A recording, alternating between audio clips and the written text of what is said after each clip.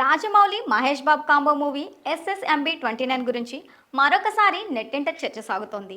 ఈ మూవీలో ఓ మలయాళం స్టార్ నటిస్తున్నట్లు వార్తలు వస్తున్నాయి. ఇంతకీ ఆ స్టార్ ఎవరనుకుంటున్నారా? అయితే ఈ స్టోరీ చూసేయండి.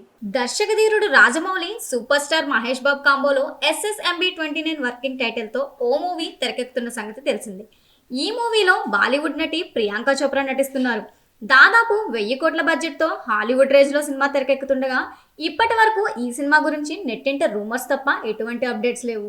ఎలాంటి లీక్లు లేకుండా దర్శకుడు రాజమౌళి అండ్ టీం అత్యంత జాగ్రత్త వహిస్తున్నారు.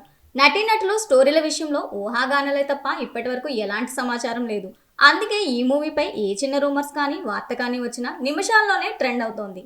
ఆల్రెడీ షూటింగ్ మొదలు పెట్టుకున్న ఈ చిత్రం కోసం మహేష్ బాబు బీస్ట్ మోడల్లోకి మారుతుండగా ఈ సినిమాలో మలయాళం స్టార్ నటుడు పృథ్వీరాజ్ సుకుమారన్ కూడా ఉన్నట్లుగా పలు రూమర్స్ వస్తున్నాయి. దానిపై తాను కూడా ఒకంత పాజిటివ్ గా రెస్పాన్స్ ఇవ్వడం ఆసక్తిగా మారింది. ఇక లేటెస్ట్ గా తన పోస్ట్ ఒకటి ఇప్పుడు వైరల్ గా మారింది. ఓ దర్శకుడిగా నా చేతిలో ఉన్న సినిమాలన్నీ పూర్తి చేశాను. వీటికి సంబంధించి మార్కెటింగ్ పనులు కూడా పూర్తయ్యాయి. నటుడిగా తెరపై కనిపించేందుకు సిద్ధపడుతున్నా. పరభాష చిత్రంలో కనిపించబోతున్నా.